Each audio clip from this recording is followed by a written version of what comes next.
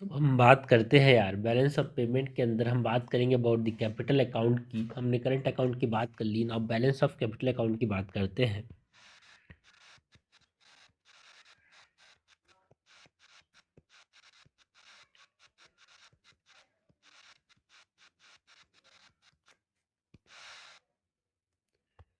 तो सबसे पहले तो बात करते हैं कि बैलेंस ऑफ कैपिटल अकाउंट होता क्या है। तो ये जो बैलेंस ऑफ कैपिटल अकाउंट है वो क्या करता है, डॉक्यूमेंट करता है जो इनफ्लो या फिर जो आउटफ्लो होते हैं कैपिटल का, किस फॉर्म में, इन्वेस्टमेंट या फिर लोन की फॉर्म में जो इनफ्लो या फिर आउटफ्लो ऑफ कैपिटल होता है किसी भी इकोनॉमी के अंदर, उसको हम यहाँ पे बैलेंस ऑफ कैपिटल अकाउंट बोलते हैं। एंड ये इसको डॉक्यूमेंट करता है। It documents the inflow and outflows of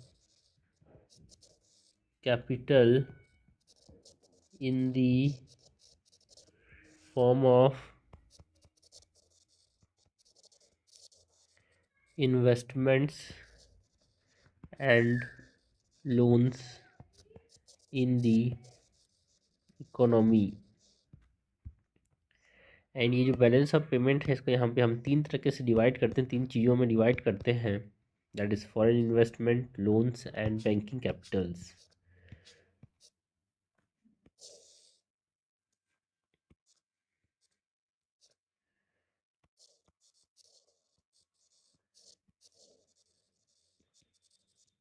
foreign investment, loans and banking Capitals. अगर हम बात करें कि भाई ये फॉरेन इन्वेस्टमेंट के अंदर क्या क्या चीज़ें आती है, तो foreign direct investment and portfolio investment. Loans में कौन कौन सी चीज़ें आती हैं भाई, जो एक्सटर्नल कमर्शियल बोरोइंग्स हैं, एक्सटर्नल असिस्टेंस,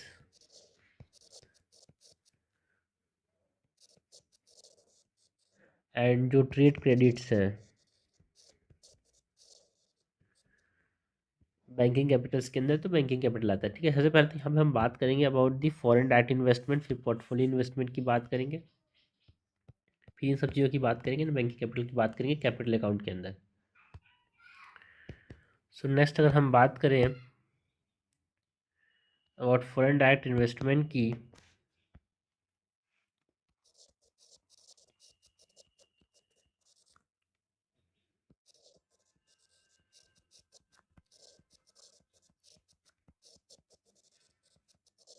जिसको हम बोल रहे हैं FDI, फॉरेन डायरेक्ट इन्वेस्टमेंट को हम क्या बोल रहे हैं यहाँ पे, FDI।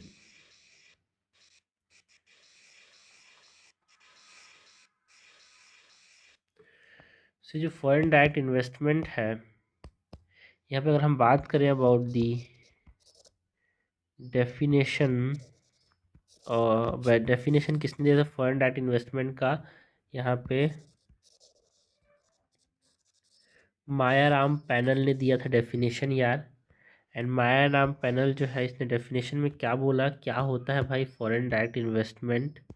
इसने बोला एनी फॉरेन इन्वेस्टमेंट जो कि एक तरह से 10% स्टेक से ज़्यादा है ना, या फिर 10% के जितना है पेड अप जो इक्विटी है उसके। सो उसको यहाँ पे लिस्टेड कंपनी के अंदर उसको हम क्या बोलेंगे, foreign direct investment. So any foreign investment equal to और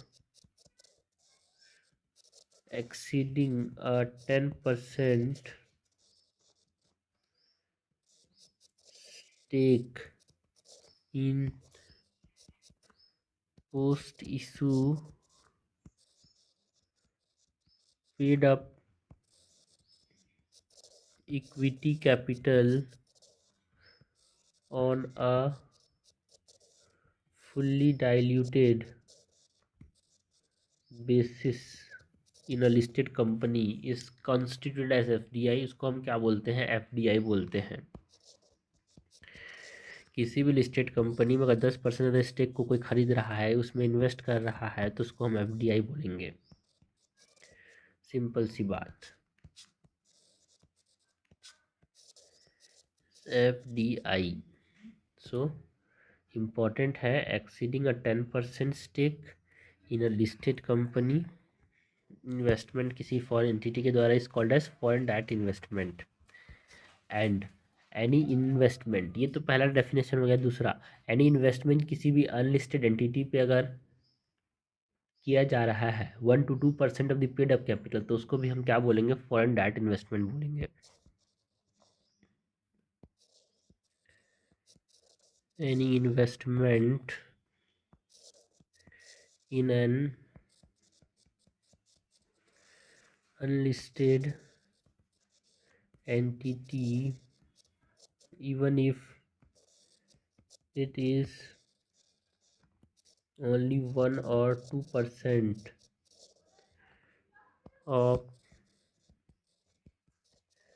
paid up capital, is treated as FDI। ठीक है, अनलिस्टेड कंपनी में कोई भी इन्वेस्टमेंट किया जा रहा है अगर फॉरेन एंटिटी के द्वारा, 1 से 2% भी अगर है, तो उसको हम क्या बोलेंगे? एफडीआई बोलेंगे।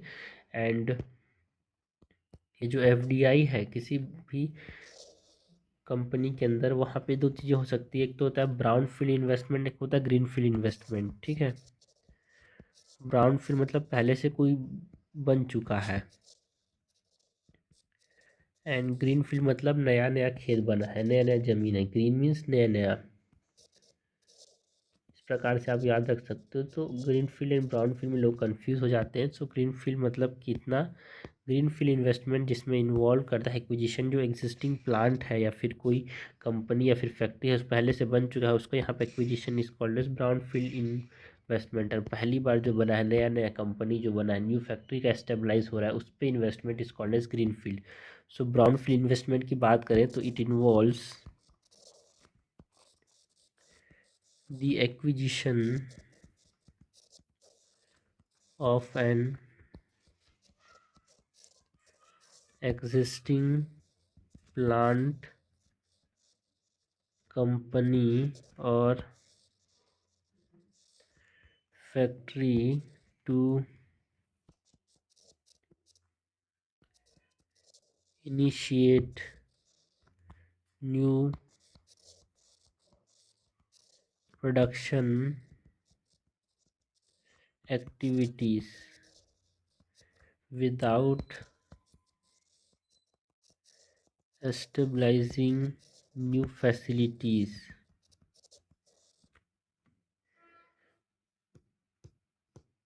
सो किसी भी एग्जिस्टिंग प्लांट, कंपनी एंड जो फैक्ट्री, उसमें इन्वेस्ट करना है ना, without stabilising a new facility is called as brownfield investment. And जो ग्रीन फील्ड इन्वेस्टमेंट है, ये कब देखने को मिलता है? अगर कोई मल्टीनेशनल कॉरपोरेशन जो कि नया नया एस्टेब्लाइज किया हो, वो यहाँ पे फॉरेन कंट्री के धन स्टोर करता है, उसको यहाँ पे हम क्या बोलेंगे? Brown field investment. मतलब फॉरेन डायरेक्ट इन्वेस्टमेंट जो कि नई कंपनी पे हो रहा है, उसको हम ग्रीन फील्ड इन्वेस्टमेंट बोलेंगे। So green field investment occur when multinational corporation establish new factories and or stores in foreign countries, that contrasting with brown field. नया बना हुआ है, ब्राउन फील्ड में तो पहले से बना हुआ में इन्वेस्ट किया जाता था, यहाँ पे नया बना है उसमें इन्वेस्ट किया जा रहा है, called as greenfield investment. Stabilising new factories, ठीक है, नया बना है, जमीन पुराना है तो ब्राउन फील्ड, एंड नया बना है तो ग्रीन फील्ड। सो अगर हम बात करें about the routes of foreign direct investment की,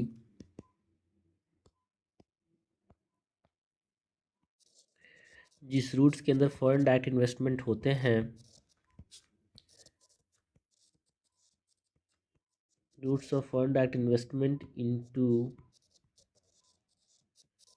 इंडिया।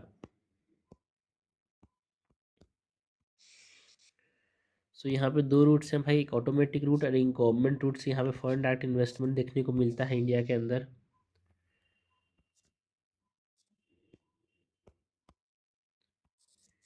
एक है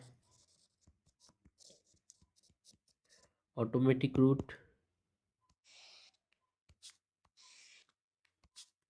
एंड एक है गवर्नमेंट रूट।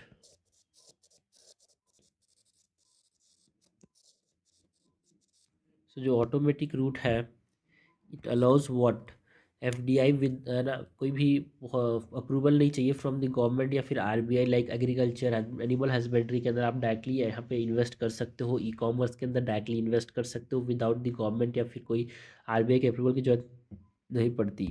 सो इसको हम ऑटोमेटिक रूट बोलते हैं। So allows FDI without prior approval from the government और आरबीआई। एग्जाम्पल के तौर पे एग्रीकल्चर एंड एनिमल हस्बेंड्री,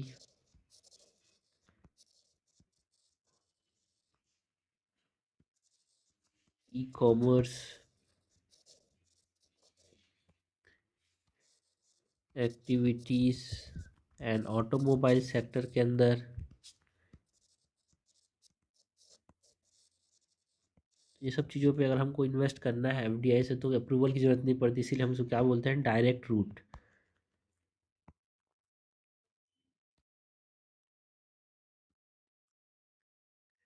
अगर ऑटोमेटिक रूट के बाद अगर हम बात करें अबाउट दी गवर्नमेंट रूट, तो यहाँ पे एक्टिविटीज़ जो है, यहाँ पे प्रायर गवर्नमेंट के अप्रूवल चाहिए होता है अगर यहाँ पे इन्वेस्ट करना है, like in defence sector, pharmaceutical, जिसको अगर ब्राउन फील्ड प्रोजेक्ट्स की बात करें, है ना, या फिर जो मल्टी ब्रांड रिटेल ट्रेडिंग है वहाँ पे अगर इन्वेस्ट करना है, तो ऑटोमेटिक रूट्स के अंदर जो भी नहीं कवर्ड है वो यहाँ पे आपको जैसे गवर्नमेंट के अप्रूवल की जरूरत पड़ेगी, एफडीआई करना है यहाँ पे, तो फॉरेन डायरेक्ट इन्वेस्टमेंट करना है। सो activities not covered under the automatic route require prior approval from the government। Example के तौर पे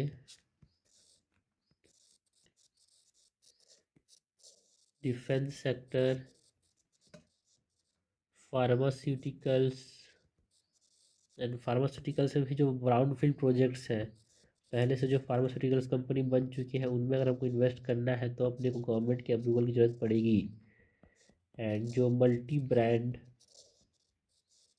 रिटेल ट्रेनिंग है, इन सब चीज़ों पर अगर हमको इन्वेस्ट करना है तो गवर्नमेंट के अप्रूवल की जरूरत पड़ती है। इसको हम क्या बोलते हैं, government route of foreign direct investment. Okay,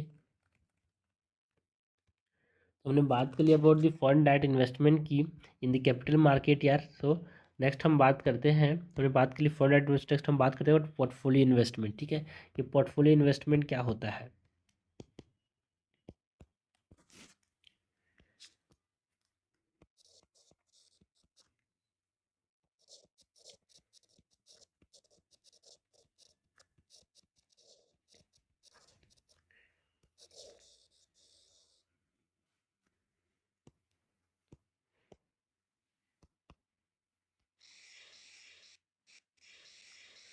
so ये जो पोर्टफोलियो इन्वेस्टमेंट है, it refers to the purchase of asset यार, है ना।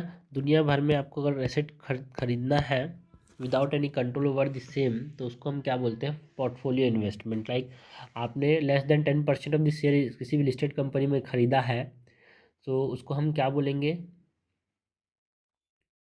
Foreign portfolio investment. क्योंकि आपको 10% अगर लिस्टेड कंपनी में खरीदे तो उसको हम फॉरेन डायरेक्ट इन्वेस्टमेंट बोलते हैं, और अनलिस्टेड कंपनी में 10% से कम को हम एफडीआई बोलते हैं। सो ये पोर्टफोलियो इन्वेस्टमेंट क्या है? Less than 10% in the listed company. It refers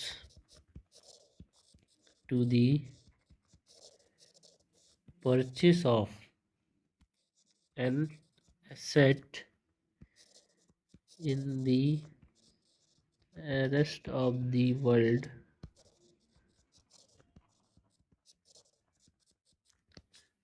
without any control over it over the same. ठीक है, अगर कंट्रोल हो रहा था तो हमने देखा कि 10% से ज़्यादा शेयर अगर आप किसी भी लिस्टेड कंपनी में रखते हो तो आपके पास कंट्रोल होता है. तो फॉरेन डायरेक्ट इन्वेस्टमेंट में कंट्रोल होता है, बट यहाँ पे कंट्रोल नहीं होता. तो कंट्रोल कब नहीं होगा? लेस देन 10% आप खरीदते हो किसी भी लिस्टेड कंपनी में, तो that is having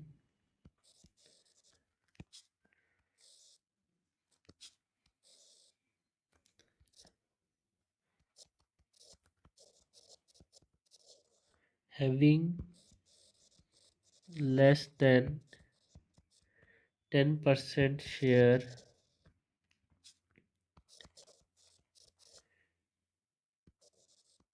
in a listed company. In case of an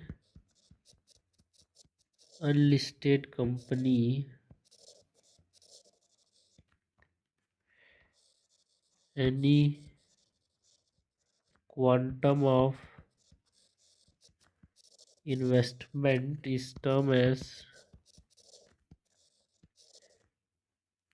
FDI. Okay, so less than 10% किसी भी लिस्टेड कंपनी में आप इन्वेस्ट कर रहे हो तो उसको हम क्या बोलेंगे? Foreign portfolio investment. And unlisted company में अगर आप 10% से छोड़ो किसी भी क्वांटम का इन्वेस्टमेंट आप करते हो तो उसे एफडीआई बोलेंगे, पोर्टफोलियो इन्वेस्टमेंट नहीं बोलेंगे. एंड जो ये पोर्टफोलियो इन्वेस्टमेंट होता है यार, यहाँ पे ये दो तरीके का होता है. एक तो है हमारे पास फॉरेन इंस्टीट्यूशनल इन्वेस्टमेंट, एंड एक होता है investment through depository receipts.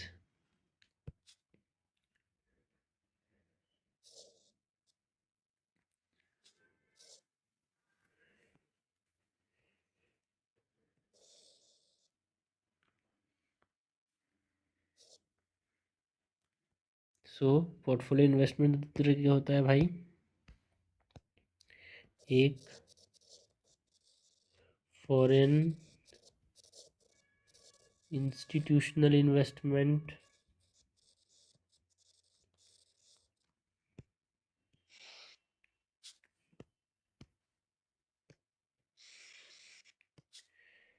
And एक होता है इन्वेस्टमेंट थ्रू डिपॉजिटरी रिसीप्ट्स.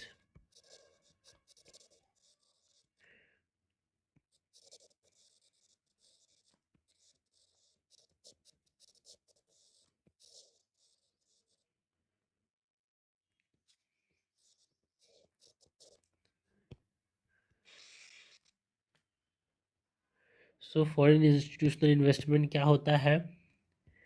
इसके अंदर कौन से इन्वेस्टमेंट आते हैं यार? It includes investment in the securities of any other है ना नेशनल कंपनी. किसी फॉरेन इंडिविजुअल के द्वारा या फिर फॉरेन इंस्टीट्यूशनल इन्वेस्टर के द्वारा किसी भी देश का सिक्योरिटी को इन्वेस्ट कर रहा है, सिक्योरिटी पे इन्वेस्ट कर रहा है, तो उसको हम क्या बोलेंगे? फॉरेन इंस्टीट्यूशनल इन्वेस्टमेंट बोलेंगे. So it includes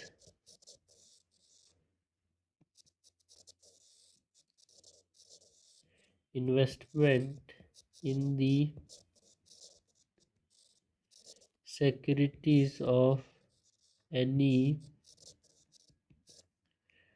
other nation's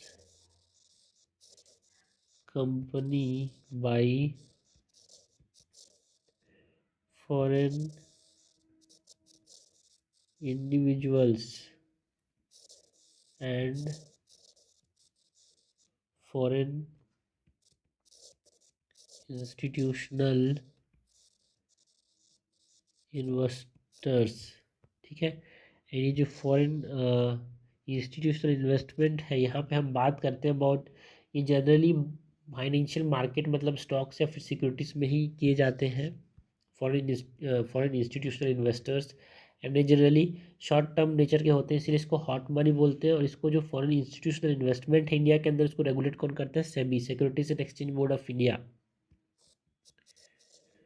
so mostly FIIs are made in the financial market, that is आप बोल सकते हो स्टॉक मार्केट। एंड ये शॉर्ट टर्म नेचर का होता है and also known as hot money. And FIIs are regulated by in India, it is regulated by SEBI. So foreign institutional investment जो है वो मोस्टली कहाँ पे किया जाता है? Mostly in the financial market, shares यानी स्टॉक्स पे खरीदे जाते हैं। शॉर्ट टर्म नेचर का होता है, इसलिए इसको हॉट मनी भी बोलते हैं। एंड FII इसको रेगुलेट कौन करता है? सेबी रेगुलेट करता है। दूसरा जो हमारे पास फॉरेन पोर्टफोलियो इन्वेस्टमेंट है, उसमें हम बात करेंगे about investment through depository receipts. Investment through depository receipts की बात करें तो एक तरह से ये एक नेगोशिएबल फाइनेंशियल इंस्ट्रूमेंट है, जिसको इशू कौन करता है? बैंक्स। एंड ये रिप्रेजेंट करता है एक तरह से फॉरेन कंपनी को, जो पब्लिकली ट्रेडेड सिक्योरिटीज़ हैं उसके अंदर।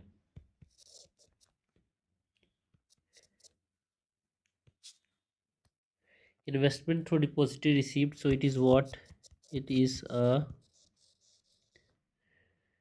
Negotiable financial instrument issued by a bank which represent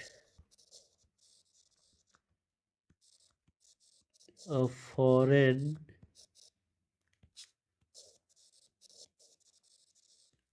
company's publicly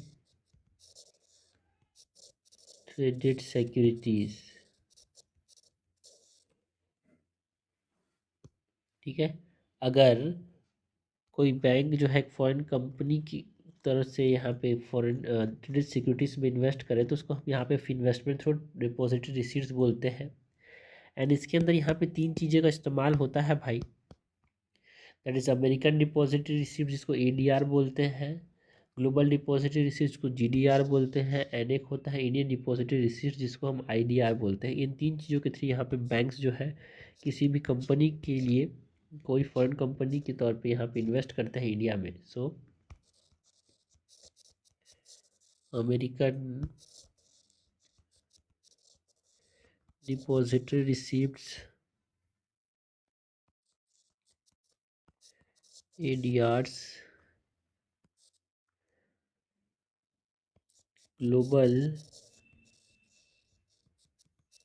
depository receipts, GDRs, and Indian depository receipts, IDRs। सो जो अमेरिकन डिपॉजिटरी रिसीप्ट्स हैं, इसको इशू कौन करता है? US बैंक इशू करता है, representing a security of foreign bank in the US stock market. American depository receipts are issued by a US bank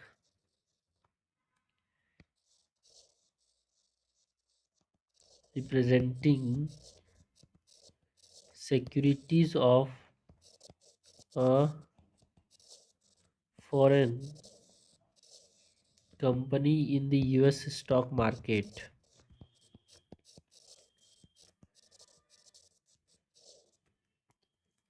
and ये जो है अमेरिकन डिपॉजिटरी रिसीट्स, ये डॉलर्स में होते हैं। एंड ये एक तरह से US इन्वेस्टर्स को अलाउ करते हैं कि वो नॉन US कंपनीज में इन्वेस्ट कर सके। लाइक अमेरिका कोई इंसान इंडिया में इन्वेस्ट कर रहा है तो अमेरिकन डिपॉजिटरी रिसीप्ट से इन्वेस्ट कर सकता है पोर्टफोलियो इन्वेस्टमेंट के तौर पे, किसी भी कंपनी की सिक्योरिटीज को अगर खरीदना है तो। सो denominated in US dollars, allowing US investors to invest in non-US companies. So it is denominated in US dollars. Issue कौन करता है? यूएस बैंक इशू करते हैं, वो यूएस स्टॉक मार्केट में ये रिप्रेजेंट करता है। यूएस बैंक बता रहे हैं कि आप यूएस स्टॉक मार्केट में यहाँ पे कंपनी के तौर पे रिप्रेजेंट कर तो एक तरह से आप इसको यहाँ पे इन्वेस्ट कर सकते हो।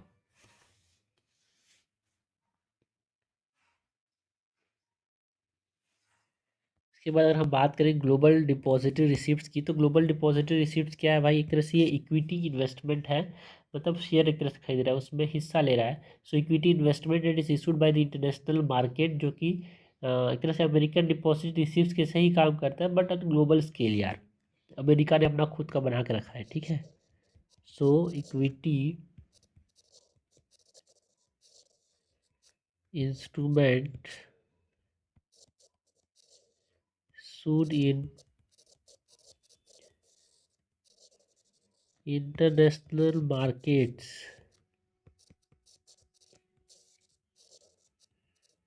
functioning similarly to ADR but on a global scale। And ये जो ग्लोबल डिपॉजिटरी रिसीट्स है it is denominated in dollar और यूरो, एंड इसको यूरोपियन स्टॉक एक्सचेंज में ट्रेड किया जाता है। डिनोमिनेटेड इन डॉलर और euro and traded on European stock exchange. ये हमने बात की अबाउट ग्लोबल डिपॉजिटरी रिसिप्ट्स की, इसको हम जीडीआर बोल रहे हैं। डीआर जैसा ही है, बट ये दूसरे दूसरे देश के लिए है, तो अमेरिका ने अपना खुद का बना के रखा है। सो यहाँ पे जो ग्लोबल डिपॉजिटरी रिसीट्स है, यहाँ पे क्या किया जाता है? इंटरनेशनल मार्केट इशू करता है इसको, तो मतलब इंटरनेशनल मार्केट में इशू होता है ये, एंड ये डॉलर्स में या फिर यूरोज में डिनोमिनेटेड होता है। यूरोपियन स्टॉक एक्सचेंज में यहाँ पे ये ट्रेड किया जाता है। नेक्स्ट अगर हम बात करें इंडियन डिपॉजिटरी रिसिप्ट्स की, तो इंडियन डिपॉजिटरी रिसिप्ट्स जो है it is used by foreign companies to mobilise what, जो सेविंग्स है फ्रॉम इंडियन कैपिटल मार्केट से, अगर सेविंग को मोबालाइज करना है, यहाँ से पैसा ले जाना है, तो एक तरह से इंडियन डिपॉजिटरी रिसिप्ट्स का इस्तेमाल करती है foreign companies. So used by foreign companies to mobilise saving from Indian capital markets. And जो आईडीआर है, that is Indian depository receipts जो है, IDRs are denominated in rupees. एक तरह से अलाउ करते हैं किसको? Indians to invest in the foreign companies.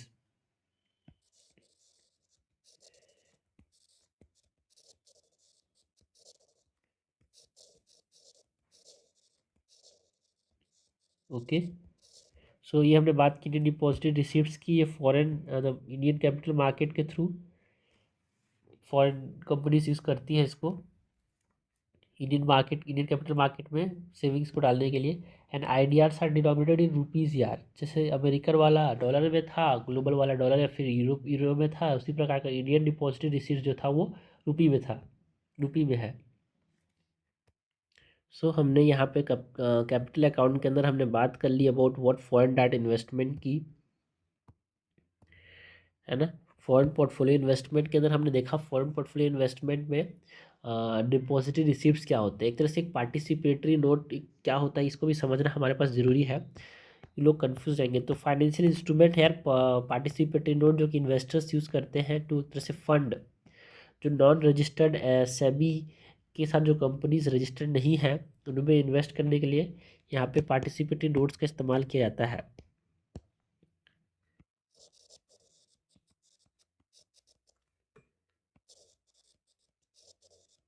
Participatory notes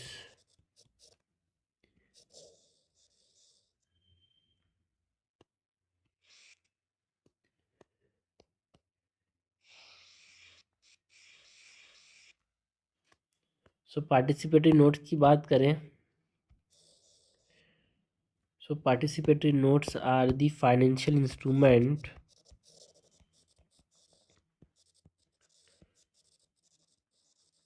financial instrument which is used by investors, और जो hedge फंड्स हैं वो यूज़ करते हैं, that are not registered. SEBI के साथ जो रजिस्टर्ड नहीं है फिर भी जिनको इन्वेस्ट करना है इंडियन सिक्योरिटीज़ में, तो वो पार्टिसिपेटरी नोट्स का इस्तेमाल करते हैं। Not registered with SEBI. Foreign portfolio investment ये जहाँ पे स्टॉक्स पे इन्वेस्ट किया जा रहा है, बट हाँ अलग तरीके से, क्योंकि रजिस्टर्ड नहीं है ना यार।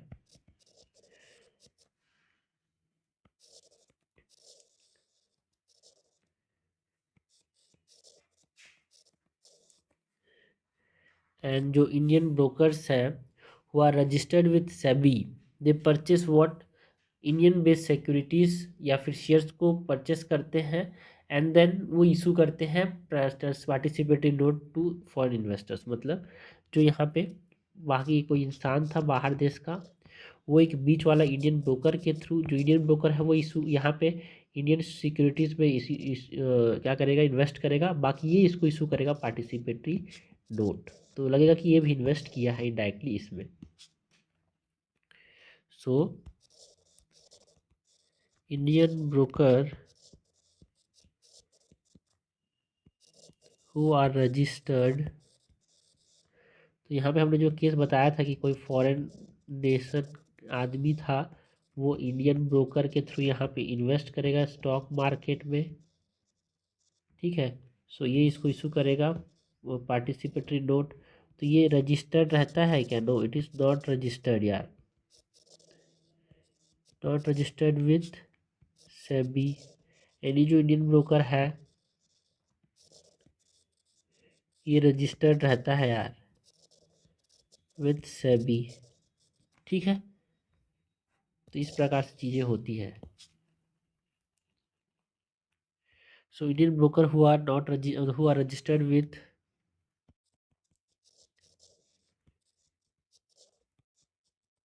SEBI purchase India based securities और shares and then issued participatory notes to foreign investors।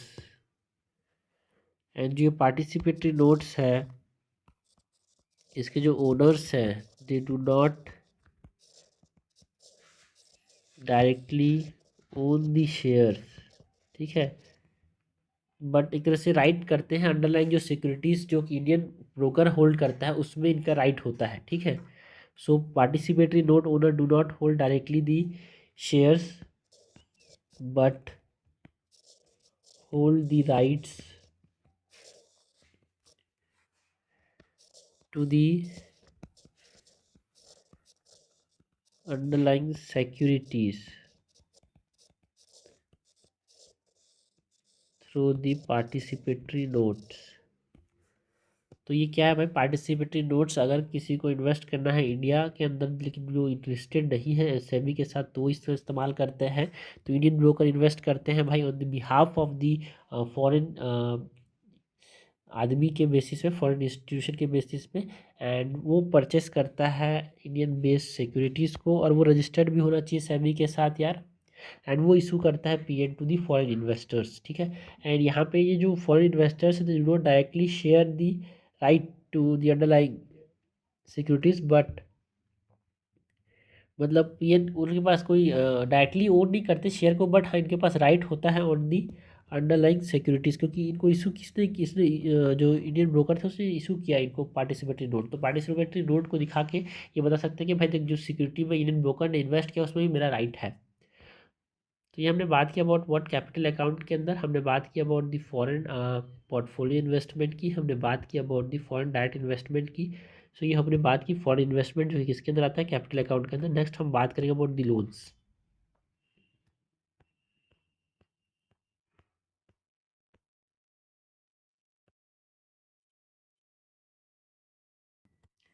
तो अगर हम बात करें about the loans,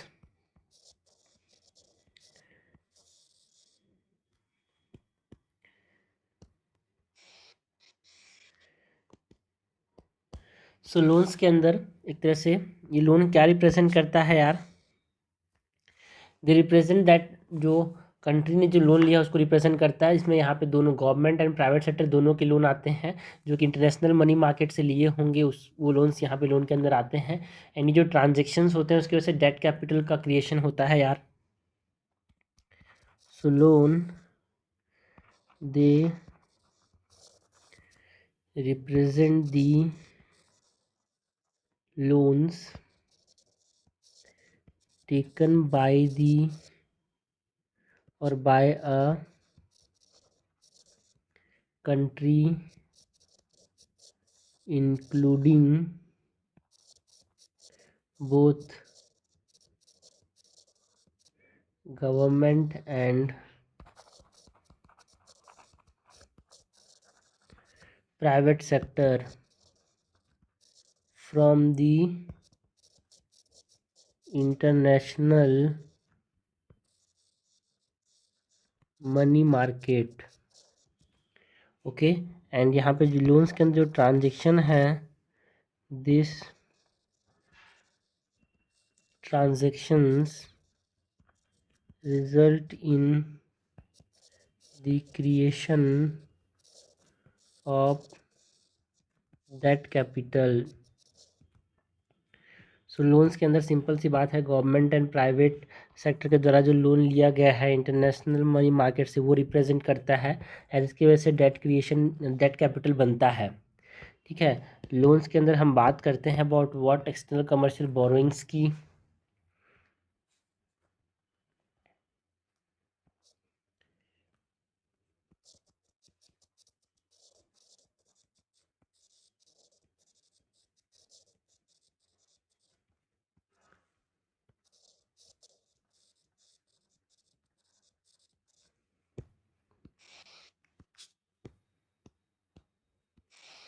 external commercial borrowings की बात करते हैं इसके अंदर।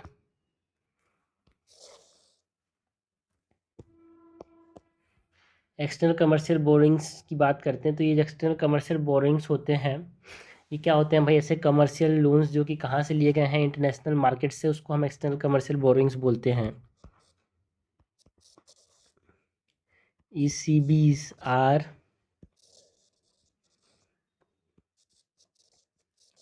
commercial loans raised from the international market। And ये जो ECBs हैं they are obtained at market interest rates. ठीक है, मार्केट के इंटरेस्ट रेट में इनको लिया जाता है एक्सटर्नल कमर्शियल बोरोइंग्स को, एंड इसमें कोई कंसेशन नहीं होता यार, विदाउट एनी कंसेशंस। एंड ये जो एक्सटर्नल कमर्शियल बोरोइंग्स है, यहाँ पे जो एंटिटीज़ हैं they are eligible to receive FDI यार, जो FDI रिसीव कर सकते हैं वही यहाँ पे एक्सटर्नल कमर्शियल बोरोइंग्स भी ले सकते हैं। ऐसे एंटिटीज़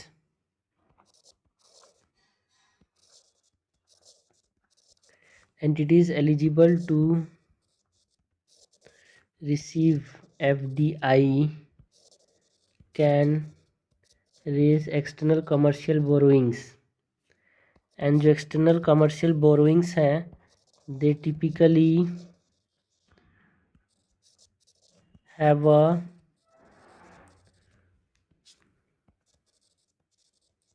मिनिमम एवरेज जो मैच्योरिटी रखते हैं ऑफ 3 years,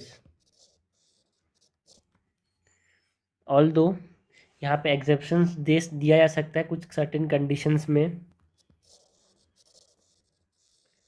ऑल दो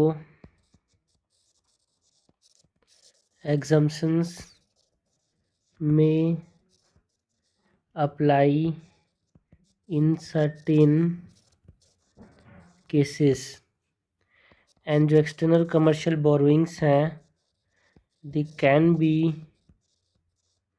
borrowed in any freely convertible, external commercial borrowings को फ्रीली कन्वर्टेबल फॉरेन करेंसी में यहाँ पे हम क्या कर सकते हैं, बोरो कर सकते हैं।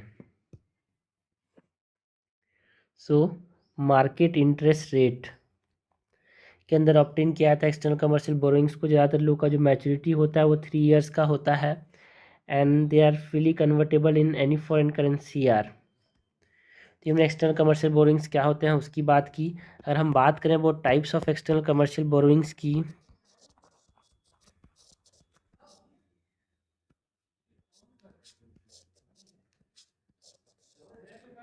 External types of external commercial borrowings की बात करते हैं तो इसमें हम बात करेंगे अबाउट लोन्स की,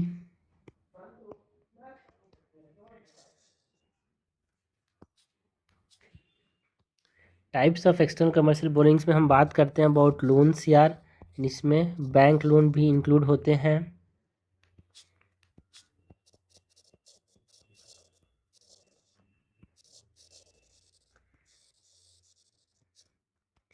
एंड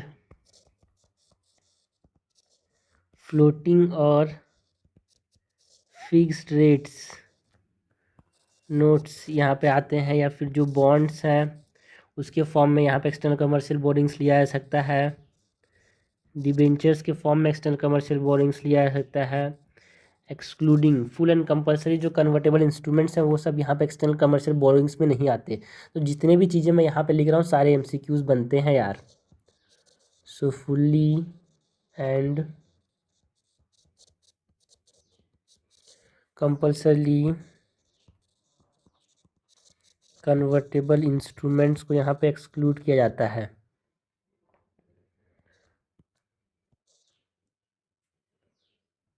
और क्या क्या आते हैं भाई एक्सटर्नल कमर्शियल बोरोइंग्स में,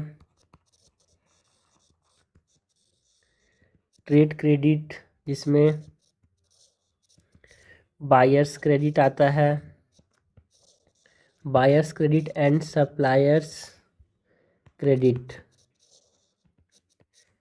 buyers credit and suppliers credit beyond 3 years जो है वो भी एक टाइप है भाई एक्सटर्नल कमर्शियल बोरोइंग का। एंड कुछ कैपिटल मार्केट इंस्ट्रूमेंट्स आते हैं लाइक जो फॉरेन करेंसी कन्वर्टेबल बॉन्ड्स हैं या फिर जो फॉरेन करेंसी एक्सचेंजेबल बॉन्ड्स हैं वो भी किसके अंदर आते हैं एक्सटर्नल कमर्शियल बोरोइंग के अंदर, उसके टाइप्स के फॉर्म में आते हैं। इस टाइप से यहाँ पे आप बाकी मार्केट से पैसा ले सकते हो। Capital market instruments like foreign currency convertible bonds and foreign currency exchangeable bonds and कुछ फाइनेंशियल लीज की फॉर्म में भी यहाँ पे एक्सटर्नल कमर्शियल बोरोइंग लिया जाता है। सो इसमें ज़्यादा तो क्वेश्चन आएंगे आपसे कि इनमें से जो following are the types of external commercial borrowing, कुछ इसमें से कुछ टर्म्स रहेंगे एंड कुछ अलग चीज़ दे दी जाएगी तो उसमें आपको यहाँ पे हटाना है। तो हमने बात की वो टाइप्स ऑफ कमर्शियल बोरोइंग्स की, ठीक है। लोन्स के अंदर एक्सटर्नल कमर्शियल बोरोइंग्स के फॉर्म में पैसा लिया जाता है, लोन्स के अंदर ही यहाँ पे एक्सटर्नल असिस्टेंस के फॉर्म में भी पैसा लिया जाता है। सो एक्सटर्नल असिस्टेंस अगर हम बात करें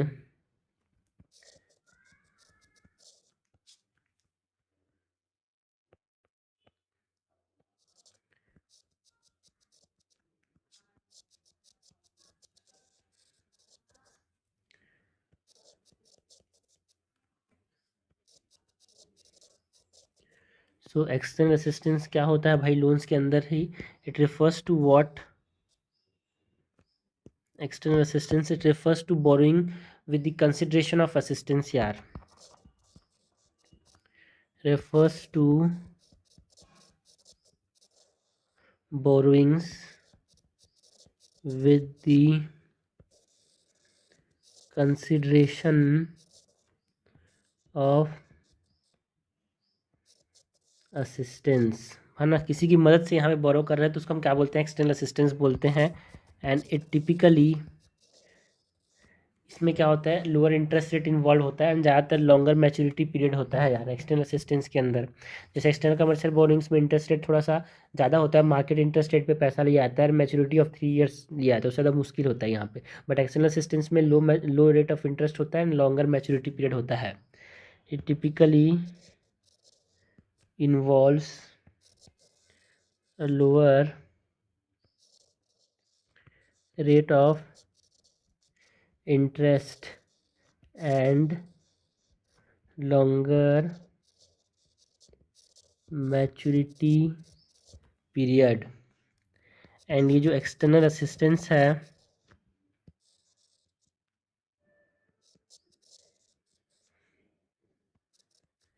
is generally provided by foreign government. ठीक है, जो बीच का इंसान यहाँ पे होता है वो फॉरेन गवर्नमेंट होता है, या फिर वर्ल्ड बैंक हो सकता है, या फिर इंटरनेशनल मॉनेटरी फंड, और कोई अदर इंटरनेशनल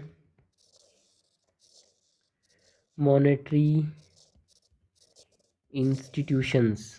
ठीक है, तो एक्सटर्नल असिस्टेंस के अंदर low rate of interest and longer maturity period यहाँ पे होता है। एंड फॉरेन गवर्नमेंट एक तरह से foreign assistance, external assistance provide करते हैं। World bank external assistance provide करता है, IMF यहाँ पे एक्सटर्नल असिस्टेंस प्रोवाइड करते हैं, फिर कोई भी अदर इंटरनेशनल मॉनेटरी इंस्टीट्यूशन जो है वो एक्सटर्नल असिस्टेंस प्रोवाइड करते हैं, पैसा लेने में हेल्प करते हैं। ठीक है, इसके बाद जो नेक्स्ट टाइप ऑफ लोन है external assistance external commercial borrowing के अलावा, वो है ट्रेड क्रेडिट यार।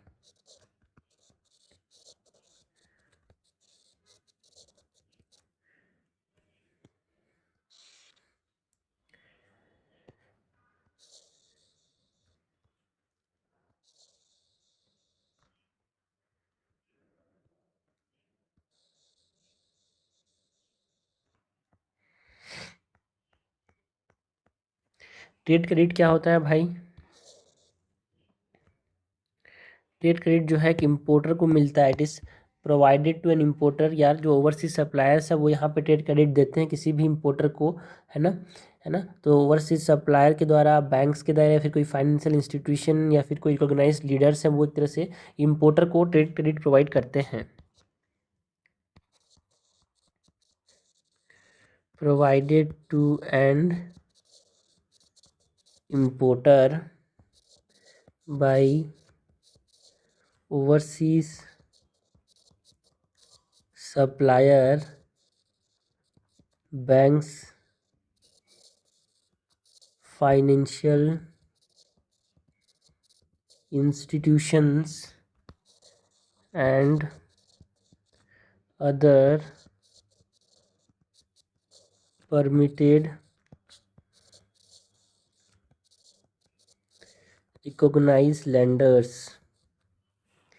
एंड ये जो ट्रेड क्रेडिट है एक तरह से इम्पोर्टर को अलाउ करता है कि वो लेटर डेट में पे कर सके, है ना, for the import of Capitals. And ये एक तरह से फॉरेन ट्रेड पॉलिसी के अंदर होता है गवर्नमेंट ऑफ इंडिया का। So trade credit it's allowed the importer to pay at a later date for imports of capital or non capital goods permissible under the foreign trade policy of the government of India.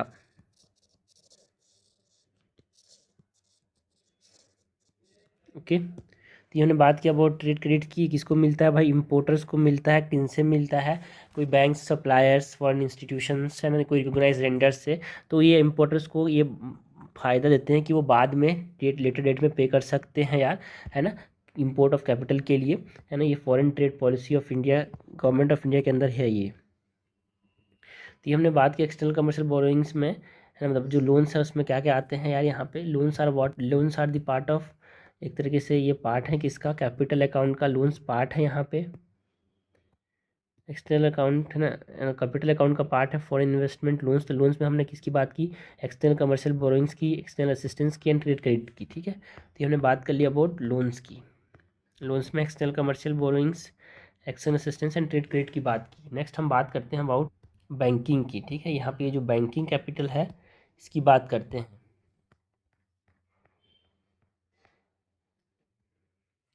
सो अगर हम बात करें banking capital transactions की,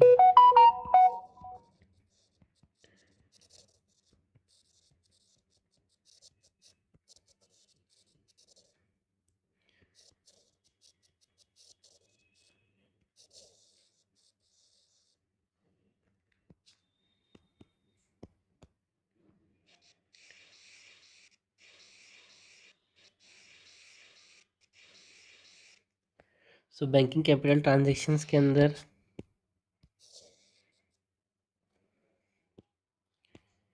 हम बात करते हैं about, it is a transaction of external financial assets and liabilities, ठीक है। कैपिटल ट्रांजेक्शन जो है बैंकिंग कैपिटल, नाम से समझ आ रहा है बैंकिंग कैपिटल ट्रांजेक्शन मतलब जो कमर्शियल बैंक्स हैं उनके फाइनेंशियल एसेट्स का, उनके जो लाइबिलिटीज़ हैं, जो उन्होंने कर्ज लिए हैं, जो पैसा किसी को दिया है, कोई एसेट है उनके पास, उसका जो ट्रांजेक्शन्स हो रहा है, या फिर कोई कोऑपरेटिव बैंक्स का ट्रांजेक्शन हो रहा है फॉरेन एक्सचेंजेस के जो डीलर जिसने अथराइज किया है उसके साथ, तो एक्सटर्नल मार्केट के साथ, तो इसको हम क्या बोलेंगे? कैपिटल, बैंकिंग कैपिटल ट्रांजेक्शन बोलेंगे। सो बैंक के लिए जो कैपिटल ट्रांजेक्शन हो रहा है उसको बैंकिंग कैपिटल ट्रांजेक्शन, सिंपल सा वर्ड है, break the word and that is your definition यार, ठीक है। Banking capital transaction, it is a transaction of external financial assets and liabilities of commercial banks,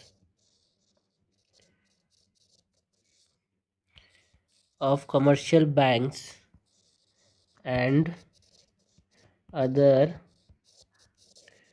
cooperative banks operating as an authorized dealer in foreign exchanges। And यहाँ पे जो ये banking capital transactions है इसमें NRI के जो deposits हैं वो भी आते हैं। They include NRI deposits, and जो NRI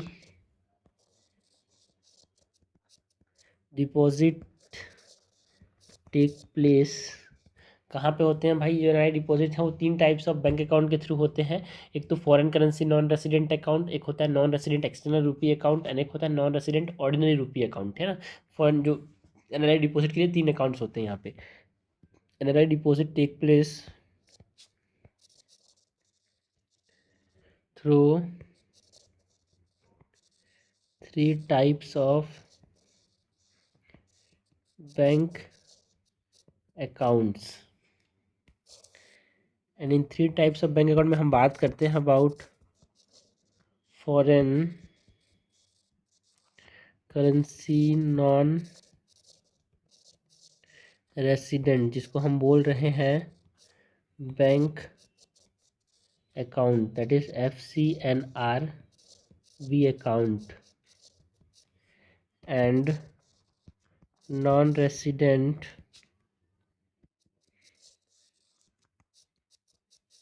external rupee account, non resident external rupee account.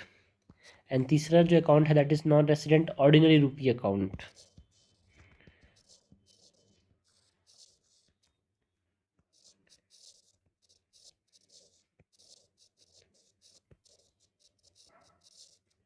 इसको हम NROR अकाउंट भी बोलते हैं, ठीक है। तो ये हमने बात की अबाउट व्हाट, ये हमने बात की about the banking capital transactions. इसमें एनआरई डिपॉजिट्स भी आते हैं। ये वो ट्रांजेक्शन्स है फाइनेंशियल एसेट्स का या फिर लाइबिलिटीज़ का जो कमर्शियल बैंक करते हैं with the external sector foreign exchanges की मदद से। एंड इनमें यहाँ पे एनआरई डिपॉजिट्स मेनली आते हैं। और जो एनआरई डिपॉजिट्स हैं वो 3 बैंकों में आते हैं, 3 बैंक अकाउंट होते हैं उसमें आते हैं मेनली। एक होता है FCNRB अकाउंट जिसको बोलते हैं foreign currency non resident account. एक होता है NRER अकाउंट मतलब क्या, नॉन रेसिडेंट एक्सटर्नल रुपी अकाउंट। एक होता है NROR account that is non resident ordinary rupee account. ये 3 अकाउंट में यहाँ पे मेनली जो NRIs होते हैं वो पैसा डिपॉजिट करते हैं। And mainly banking capital transaction में NRI डिपॉजिट्स आते हैं। नाउ अब इन 3 अकाउंट के डिफरेंसेस की बात करें, पैरामीटर्स देखेंगे कि किन्होंने इनको एक तरह से कौन ओपन कर सकता है, डिपॉजिट्स क्या क्या होते हैं यहाँ पे, विड्रॉल, टैक्सेशन, है ना, रिपेट्रिबिलिटी की बात करेंगे, एक्सचेंज रेट की बात करेंगे, ये सब चीज़ों की बात करते हैं, तीनों अकाउंट को कंपेयर करते हैं यार। सबसे पहले तो यहाँ पे हम बात करेंगे अबाउट NRE अकाउंट की। NRE अकाउंट मतलब क्या, non resident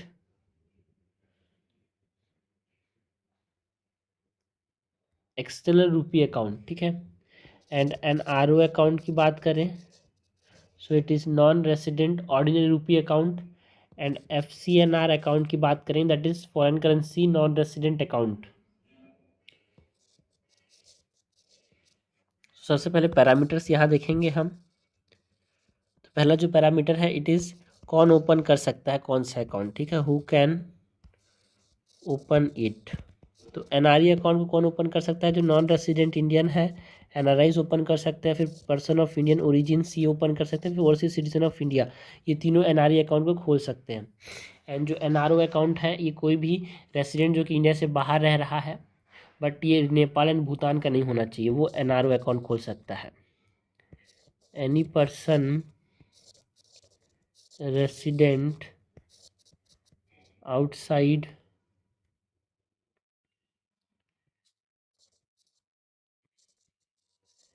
India other than a person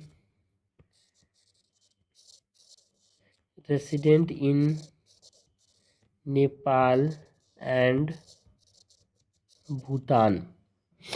and जो FCNR अकाउंट है उसको कौन कौन खोल सकता है, NRIs, person of Indian origin PIOs, overseas citizen of India and individuals या फिर एंटिटीज़ ऑफ बांग्लादेश, पाकिस्तान जो है ओनरशिप, इनके प्रायर अप्रूवल चाहिए। अगर ये है तो इनके जो एंटिटीज़ हैं तो यहाँ पे प्रायर अप्रूवल चाहिए RBI का। तो इंडिविजुअल्स और entities of Bangladesh, Pakistan, nationality जो है पाकिस्तान की नेशनलिटी जो रखते हैं एंड जो इन सब का ओनरशिप है वो रिक्वायर करता है prior approval of RBI। And deposits की अगर हम बात करें सो डिपॉजिट्स में जो NRE अकाउंट है इसमें फॉरेन करेंसी डिपॉजिट होता है। NRO अकाउंट में इंडियन करेंसी डिपॉजिट होता है। एंड FCNR अकाउंट में यहाँ पे US डॉलर डिपॉजिट कर सकते हो आप, CPB डिपॉजिट कर सकते हो, Australian dollars, SGD, CAD, CHF and Euros, Japanese yen, ये सब यहाँ पे आप डिपॉजिट कर सकते हो। एंड विड्रॉल की बात करें सो विड्रॉल्स के अंदर जो NRE अकाउंट है इनमें इंडियन रुपी आप विड्रॉ कर सकते हो। एंड यहाँ भी इंडियन रुपी विड्रॉ कर सकते हो। एंड जो FCNR अकाउंट है यहाँ पे आप फॉरेन करेंसी भी विड्रॉ कर सकते हो, नहीं यहाँ पे फॉरेन करेंसी विड्रॉ कर सकते हो। अगर टैक्सेशन की बात करें, किस अकाउंट में टैक्सेशन होता है किस में नहीं होता है, सो टैक्सेशन इन इंडिया की बात करें तो जो NRE अकाउंट है it is not taxable in India.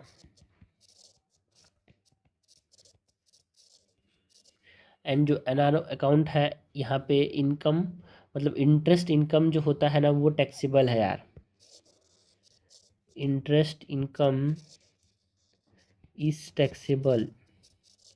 NRO account के अंदर जो इंटरेस्ट इनकम है वो टैक्सेबल है। एंड FCNR अकाउंट के अंदर it is not taxable in India, it is not taxable in India. उसके बाद हम रिपैट्रिबिलिटी की बात करें,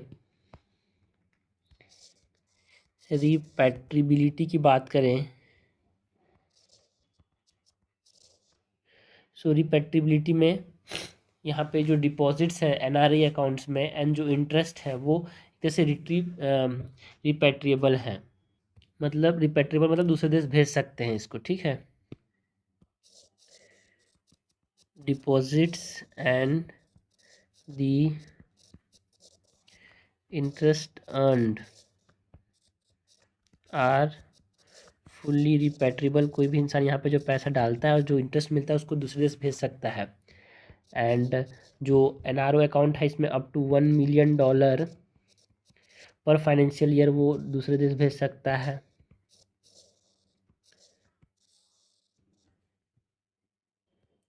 एंड जो FCNR अकाउंट है यहाँ पे जो डिपॉजिट्स एंड इंटरेस्ट है वो भी फुल्ली रिपैट्रिएबल है, मतलब आप दूसरे देश भेज सकते हो। The deposits and the interest earned on them are fully repatriable. Exchange rate risk की बात करें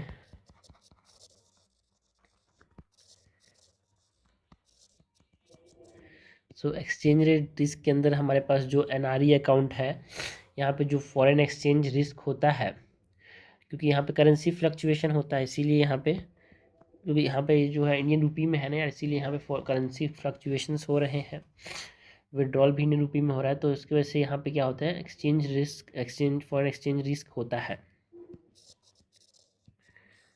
foreign exchange risk due to currency fluctuations. And जो NRO अकाउंट है दैट इज़ NRO मतलब क्या होता है भाई, NRO मतलब non resident ordinary rupee account जो है, यहाँ पे कोई भी फॉरेन करेंसी और फॉरेन एक्सचेंज रिस्क नहीं होता।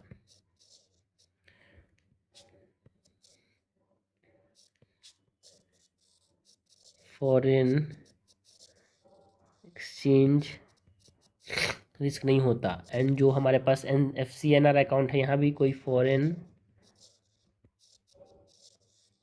एक्सचेंज रिस्क नहीं होता। जॉइंट अकाउंट की बात करें सो जॉइंट अकाउंट में यहाँ पे जो NRE अकाउंट है it can be held jointly with NRIs यार, ठीक है। यहाँ पे ये दोनों अकाउंट जो है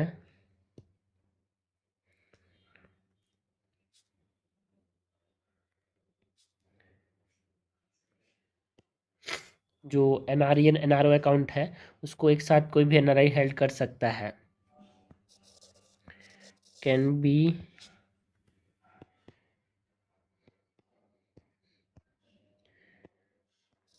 be held jointly with NRIs, है ना। एंड जो लोन अगेंस्ट FD की बात करें, फिक्स डिपॉजिट के अगेंस्ट आप लोन ले सकते हो, तो फॉरेन जो ये हमारे पास NRE एंड NRO अकाउंट है can avail in Indian rupees, दोनों में कैन अवेल इन इन दोनों अकाउंट में आप इंडियन रुपये में फिक्स डिपॉजिट के खिलाफ पैसा ले सकते हो, डिपॉजिट ले सकते हो। एंड यहाँ पे कोई भी फॉरेन करेंसी कंडीशंस में आप ले सकते हो फिक्स डिपॉजिट के खिलाफ। इन FCNR account can avail in foreign currency with conditions. Okay, और यहाँ पे कोई फॉरेन एक्सचेंज रेट रिस्क, तो जॉइंट अकाउंट यहाँ पे आप होल्ड नहीं कर सकते इन केस ऑफ FCNR। ठीक है, तो ये हमने बात की अबाउट व्हाट, हमने बात की about NRE account, FRO account, मतलब NRO account and FCNR account के बीच में डिफरेंसेस की, 3 अकाउंट्स में जहाँ पे हमारे पास जो पैसा है वो रख सकते हैं कौन, हमारे पास जो NRIs होते हैं वो, है ना, NRE account, NRO account and FCNR account, इसकी बात की यार। एंड इसके साथ आपकी चीज़ याद रखना, कोई फॉरेन यहाँ पे फॉरेन टूरिस्ट आ रहा है इंडिया के अंदर, तो वो कौन सा अकाउंट यहाँ पे इंडिया के अंदर खुलवा सकता है भाई, NRO अकाउंट ही खुला सकता है। अ फॉरेन, तो ये भी क्वेश्चन आता है, a foreign tourist visiting India can open only NROR account. ठीक है, इस चीज़ पे याद रखना भाई, इस पे क्वेश्चन आता है, कोई फॉरेन टूरिस्ट इंडिया आ रहा है तो NROR अकाउंट ही ओपन कर सकता है। तो ये हमने बात की अबाउट व्हाट, हमने बात की अबाउट कैपिटल अकाउंट में foreign investment loans and banking Capitals. Banking capital में हमने बात की अबाउट व्हाट, ये हमने हो गया, हमने बात की अबाउट कैपिटल अकाउंट की। इसके बाद हम बात करें अबाउट फॉरेन एक्सचेंज रिजर्व, जो कि बैलेंस ऑफ पेमेंट के अंदर आते हैं, एंड नेट एनोमिशन भी यहाँ पे बैलेंस ऑफ पेमेंट के अंदर आता है। ठीक है, हमने देखा कि बैलेंस ऑफ पेमेंट में करंट अकाउंट आता है, कैपिटल अकाउंट आता है, नेट एरर एनोमिशंस आते हैं, फॉरेन एक्सचेंज रिजर्व्स आता है। तो नेक्स्ट हम बात करेंगे कैपिटल अकाउंट के बाद फॉरेन एक्सचेंज रिजर्व्स की। सो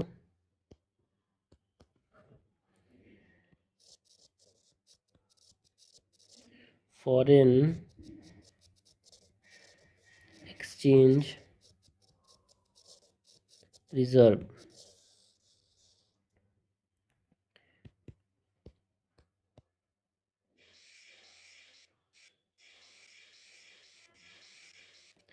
जो फॉरेन एक्सचेंज रिजर्व है, ये क्या होता है, दिस आर दी एसेट्स जो कि सेंट्रल बैंक रखते हैं in foreign currencies, in the form of gold, in the form of SDRs मतलब special doing rights, and in the form of IMF reserve.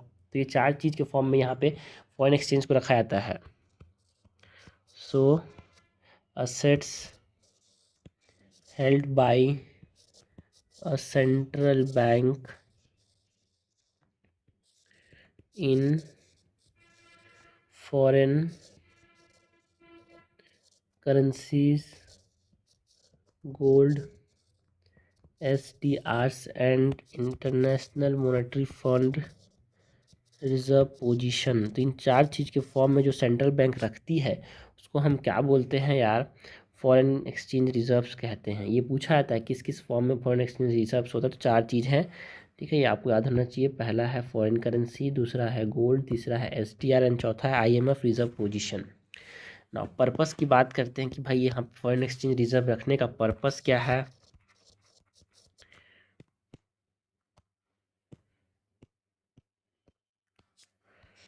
So purpose, 4 important purpose है भाई यहाँ पे, जिसमें एक्सचेंज रेट्स को stabilise करने के लिए दूसरे देश का करेंसी दूसरे देश का एक तरह से गोल्ड रखती है ना, IMF या फिर जो SDRs है ये क्यों रखते हैं, to stabilize exchange rates, ensure करने के लिए लिक्विडिटी को, है ना, exchange liquidity of trade and debt servicing, and also to boost market confidence and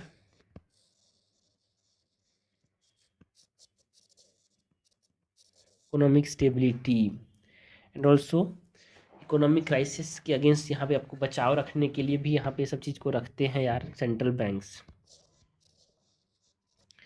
hedge against economic crisis. Next, अगर हम फॉरेन एक्सचेंज रिजर्व्स के अंदर कंपोनेंट्स की बात करें, पर्पस की बात करिए भाई, अगर कंपोनेंट्स की बात करें तो जो मैंने डेफिनेशन में बताया वही इसके कंपोनेंट्स हैं भाई। ठीक है, 4 इंपॉर्टेंट कंपोनेंट्स हैं फॉरेन करेंसी एसेट्स। इस पे क्वेश्चन आता है क्या क्या इसके पार्ट्स हैं, हमसे पूछा जाता है। Foreign currency assets and major portion जो है वो फॉरेन करेंसी एसेट्स के फॉर्म में होता है। Gold reserves, special drawing rights, इसको SDR हम बोलते हैं। इट इज़ एलोकेटेड टू, और इसको एलोकेट कौन करता है, स्पेशल ड्राइंग राइट को। It is allocated by IMF।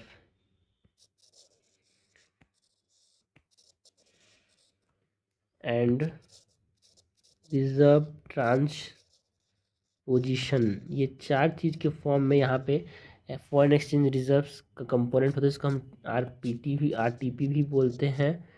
ये किसके साथ होता है, with the international monetary fund. Foreign currency assets जो कि ज़्यादातर पोर्शन होता है, gold reserves, special drawing rights जिसको हम SDR बोल रहे हैं, रिवर्स ट्रांसपोजिशन RTP, ये जो है ये इंपॉर्टेंट कंपोनेंट है फॉरेन एक्सचेंज रिजर्व्स के। ना इंडिया का जो फॉरेन एक्सचेंज है उसको कौन देखता है, कौन मैनेज करता है, उसकी अगर हम बात करें,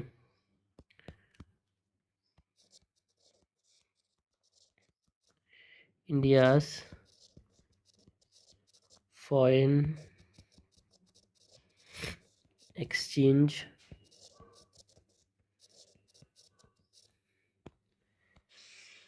रिजर्व्स, जो इंडिया का फॉरेन एक्सचेंज रिजर्व्स है इसको मैनेज करता है भाई RBI। एंड यहाँ पे एक सिग्निफिकेंट राइस देखने को मिला भाई इंडिया का फॉरेन एक्सचेंज में, because of the remittances, foreign direct investment and जो फॉरेन इंस्टीट्यूशनल इनफ्लो है एंड एक्सपोर्ट अर्निंग्स की वजह से यहाँ पे इंडिया फॉरेन एक्सचेंज रिजर्व्स का एक तरह से राइस देखने को मिला है।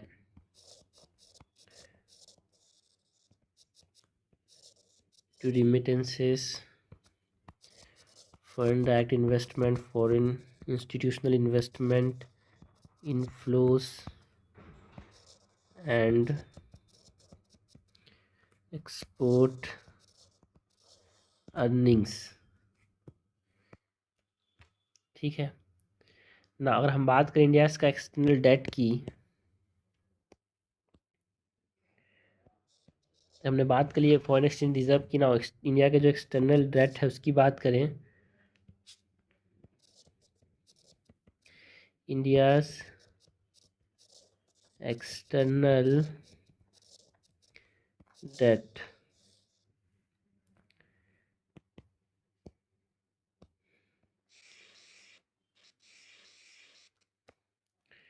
सो जो इंडिया का जो एक्सटर्नल डेट है it is released by the RBIR, released by, है ना, रिलीज क्वार्टरली, हर 3 महीने में कौन रिलीज करते हैं इंडिया का एक्सटर्नल डेट का जो डाटा है, RBI। And this India's external date it refers to the total debt that is owned by the country to foreign, जो दूसरे देश में जो पैसा उधार देते हैं उनके द्वारा कितना पैसा उधारी लिया गया है वो यहाँ पे इंडिया एक्सटर्नल डेट कहलाता है। इसको क्वार्टरली RBI रिलीज करता है।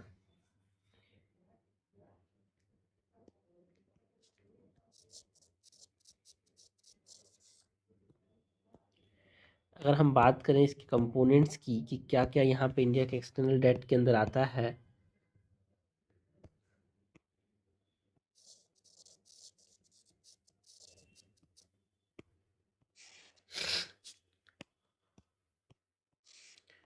सो इसके अंदर हम बात करते हैं अबाउट मल्टीलैटरल डेट।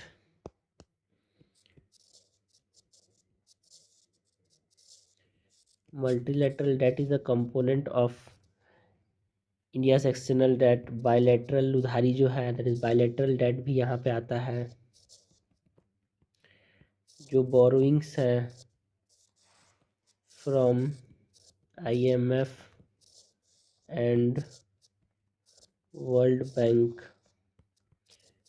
जो ट्रेड क्रेडिट्स हैं वो इंडिया के एक्सटर्नल डेट के अंदर आता है। जो एक्सटर्नल कमर्शियल बोरोइंग्स है ये यहाँ पे एक्सटर्नल कमर्शियल बोरोइंग्स जो है वो भी एक्सटर्नल डेट के अंदर आते हैं। जो NRI डिपॉजिट्स हैं वो भी एक्सटर्नल मतलब डेट के अंदर आते हैं। जो रूपी डेट्स हैं वो सब इसके अंदर आते हैं। या फिर जो शॉर्ट टर्म जो डेट लिए गए हैं देश के द्वारा, including short term trade credits जो कि इम्पोर्टर को मिलता है। हमने देखा है ट्रेड क्रेडिट्स क्या होते हैं उसमें। सो ये सब कंपोनेंट्स हो गए of the India's external date. तो हमने बात की इंडिया के एक्सटर्नल डेट की, हमने बात की about the foreign exchange reserves की, उसके पर्पस की, कंपोनेंट्स की। सो ये कंपोनेंट्स इंपॉर्टेंट है भाई। फॉरेन करेंसी एसेट्स में हमारे पास एक्सटर्नल एक्सचेंज होता है, foreign exchange reserves, gold reserves, SDRs and RTP reverse transposition. सपने में भी हमको ये नहीं भूलना चाहिए कि किस चार चीज़ों में यहाँ पे हमारा फॉरेन एक्सचेंज होता है। तो हमारे पास फॉरेन करेंसी में होता है, गोल्ड में होता है, SDR के फॉर्म में होता है, एंड रिवर्स ट्रांसपोजिशन के फॉर्म में।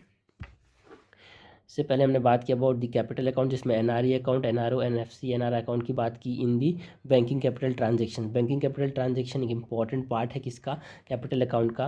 And trade credits, external assistance and external commercial borrowing important part है लोन का, जो कि पार्ट किसका है, एक्सटर्नल अकाउंट का। एंड पार्टिसिपेटरी नोट का इस्तेमाल किया था, जो बाहर के इंसान इंडिया में अगर जो सिक्योरिटीज़ है उसको खरीदना चाहता है without registered with the RBI, तो ये पार्टिसिपेटरी नोट का इस्तेमाल करते हैं।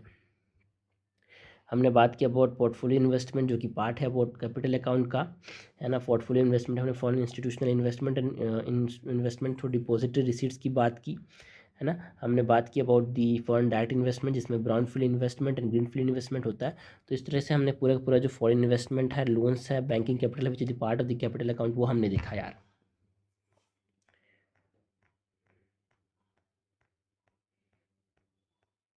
This is all about balance of payment.